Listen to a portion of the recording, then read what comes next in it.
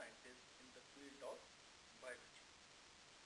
Today we are going to learn about Muslim scientists contributing in the field of biology. So first scientist here you see Jabir bin Hayyan.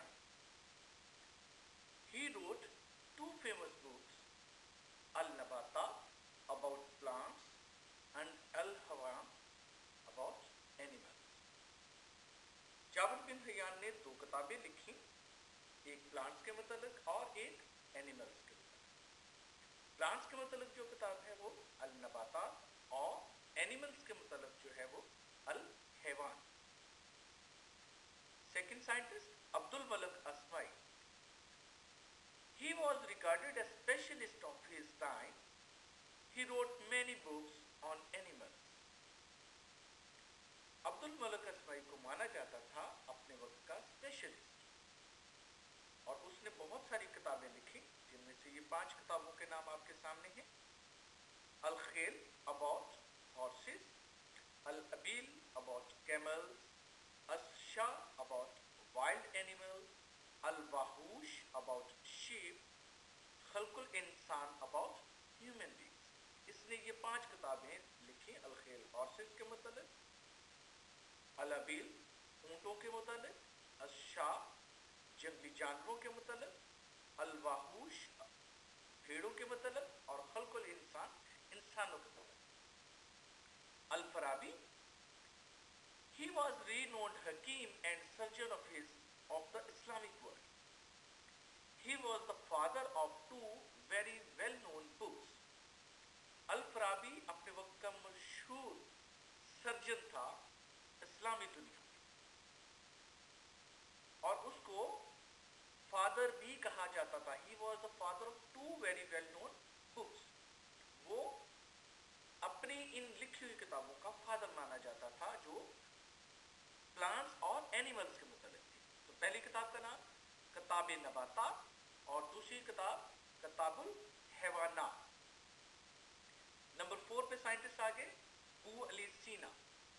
He is considered as one of the founder of medicine, acknowledged by the greatest expert of his time in medicine in East and West. He also wrote 2 books like Al-Qanun and Fil Tib Al-Shifa. Abu Ali सीना को भी founder of medicine कहा जाता था और उसे जाना जाता था एक्सपर्ट, ईस्ट और वेस्ट में मेडिसिन के एक्सपर्ट माना जाता था और उसने 2 किताबें भी लिखी, अल-कानून और फिल तिब अल-शिफा। इसके बाद जो नेक्स्ट साइंटिस्ट आएंगे हम उनके मतलब सीखते हैं।